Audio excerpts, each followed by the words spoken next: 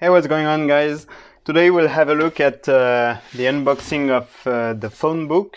So the PhoneBook was on Kickstarter maybe almost 1 year ago, and they got some delayed because of the COVID. So I just received it and I haven't opened the box yet. So the main principle of this PhoneBook is to use your smartphone as a laptop. So this is just, the concept is that it's just a shell with a screen, a touchpad and a keyboard, and then you connect your smartphone and it will duplicate the screen, obviously to get a desktop, a laptop experience. So the box is actually nice. It feels heavy. I wasn't expecting it actually. I was quite surprised to receive it today. So you have a 15-inch IPS display, 1080p, HDMI HD input, so you can use it as a secondary display. Same screen with mobile phone through USB port. USB touch screen and external mouse to control the phone. Same screen, cell phone reverse charging, so it will charge the phone while we are using it. Phone voice synchronization, yeah, I'm not sure what that is. External dual speaker, okay, 10 fingerprint touch, DC charging mouth. It's funny, it's Chinese translation.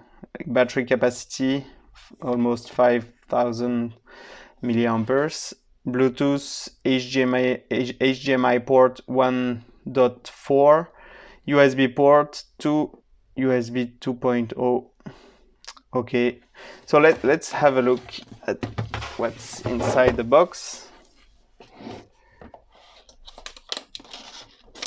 So it's directly the PhoneBook, which we'll have a look at right after.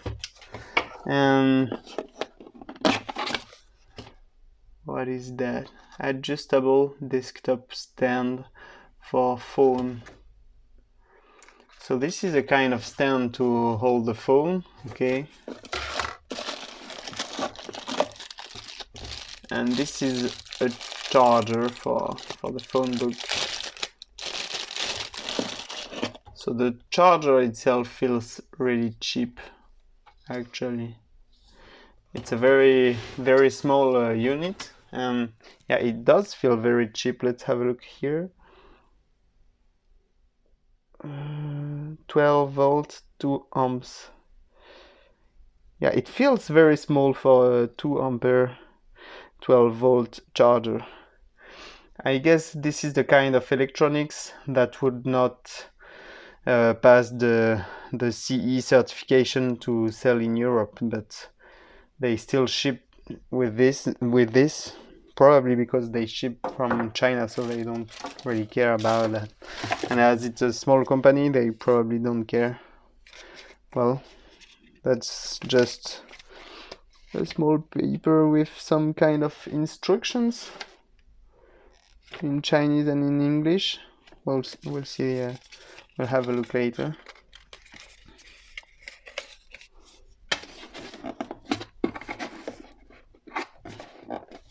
Is there something inside? No, it's empty, I think. Okay, so there is no cable to connect to the PhoneBook. So yeah, let's have a look at the PhoneBook itself.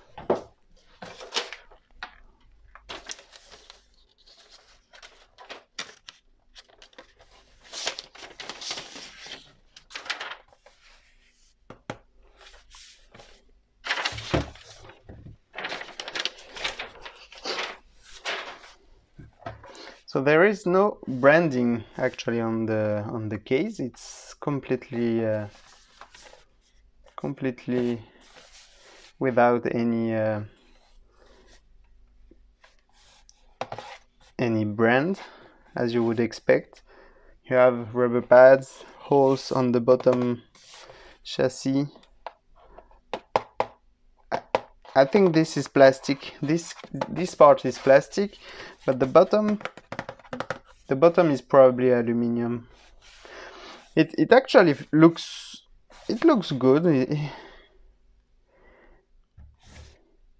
So here we have USB connector, HDMI, and this is the power, but the power jack, I think, and USB-C. And on the other side, again, one other USB-A and headphone jack. So yeah, that's pretty much it. So let's have a look at the device itself.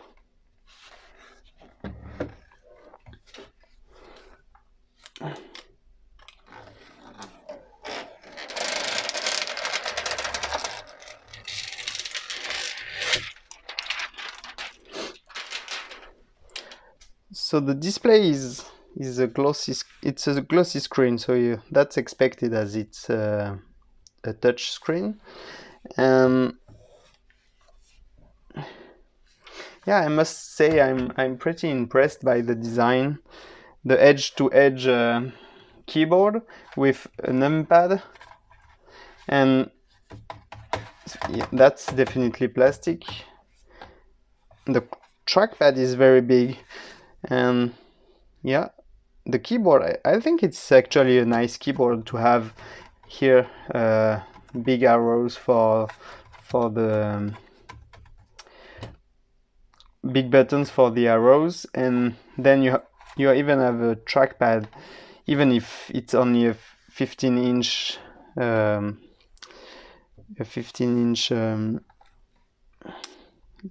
screen. So yeah, so this unit was about 150 dollars. So don't expect to have very high-end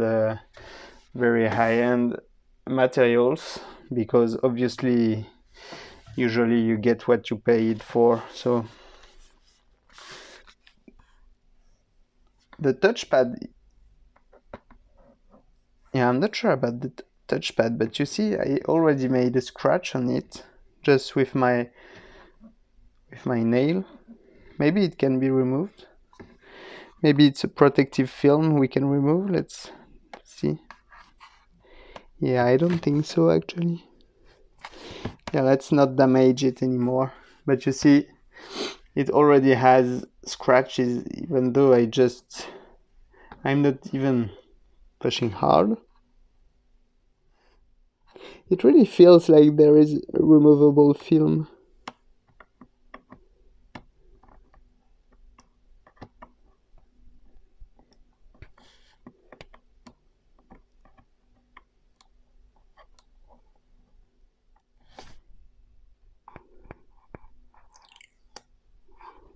Oh, but it is.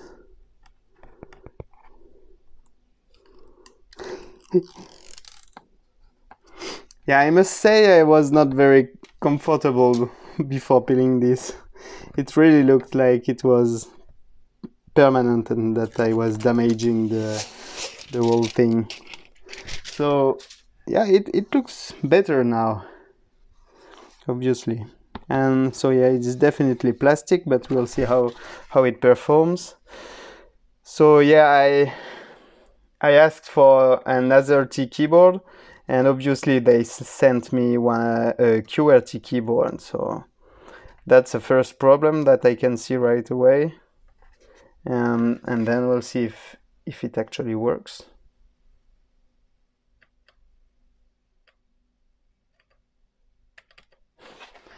Okay, maybe the battery is empty. We'll we'll connect it to the power to see if that's the main problem.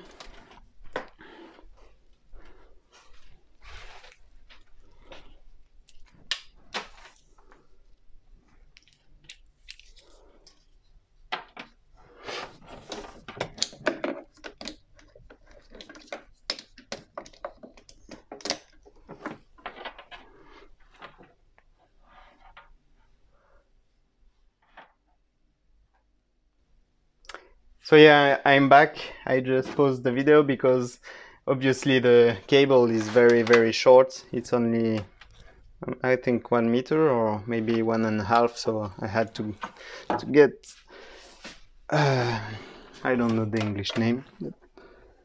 So let's see if we connect the power adapter here. Okay, so we have a LED coming up here, so you can see here you have actually the LED is too bright, so it's leaking in the two other LEDs, but let's see if it can turn on.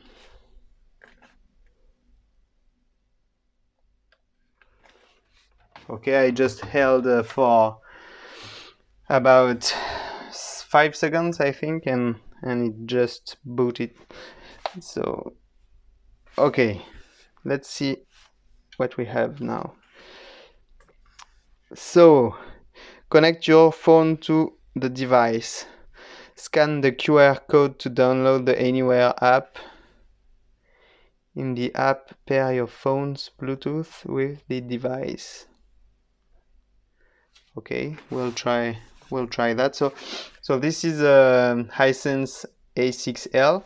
So it's a phone which is a bit special because it has a e-ink screen on the back, but that's not the point here. But what is sure is that this phone does not have video through USB-C. So if I connect this phone to a display like the one on my desk, nothing will happen. So we'll see if here we can actually use this phone as a desktop computer. So what are we going to use actually, because this is a USB-C to USB-A cable, so I'm not sure actually where is the data input for this device. So we'll check the small documentation for some information. USB data cable, keyboard and mouse, so that's not it. Full feature Type-C interface, USB data for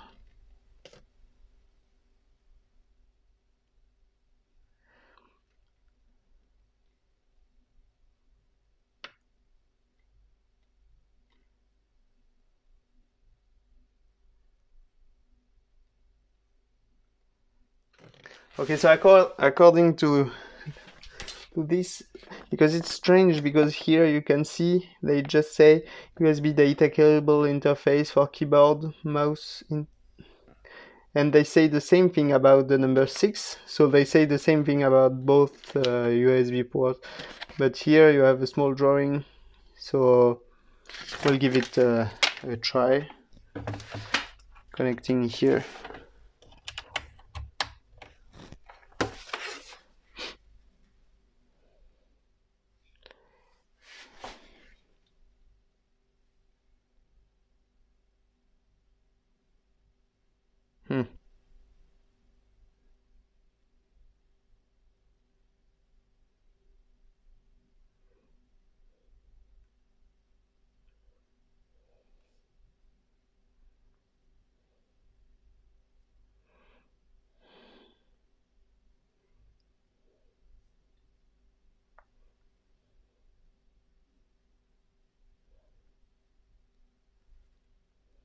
So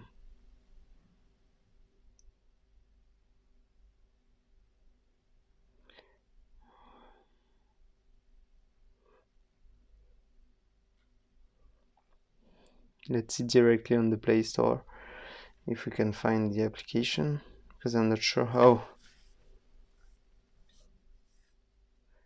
Anywhere.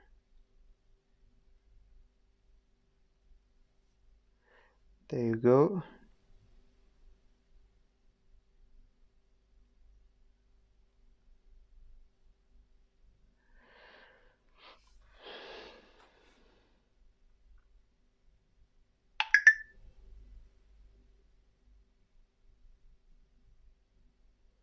Photo media, yeah, okay.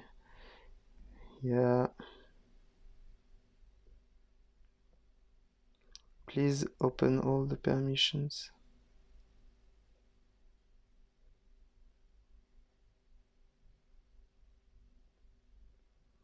Yeah, I guess we have to enable that.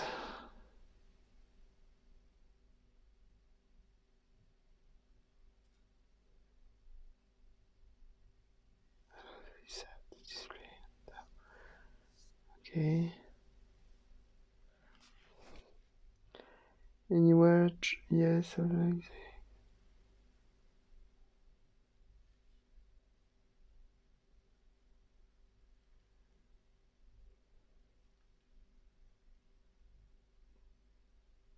It is iOS mode. Please switch to Android mode. Okay. Switch mode.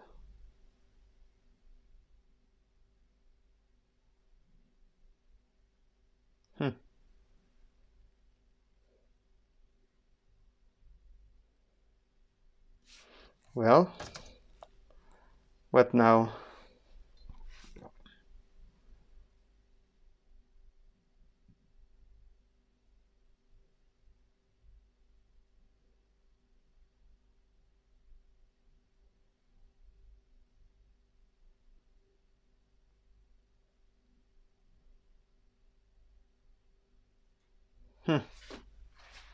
I don't know what's going on.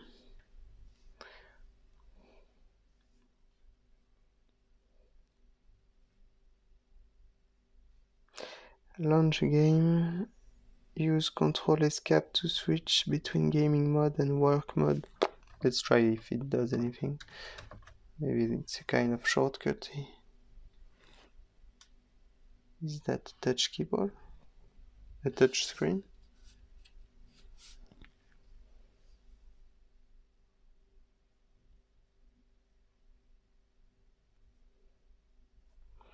So yeah, it's not completely intuitive, but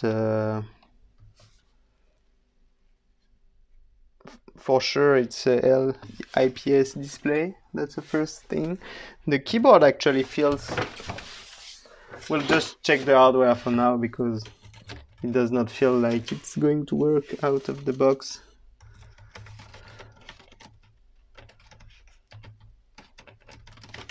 So the keyboard feels very cheap actually. I don't know why, but the keys feel like a cheap plastic.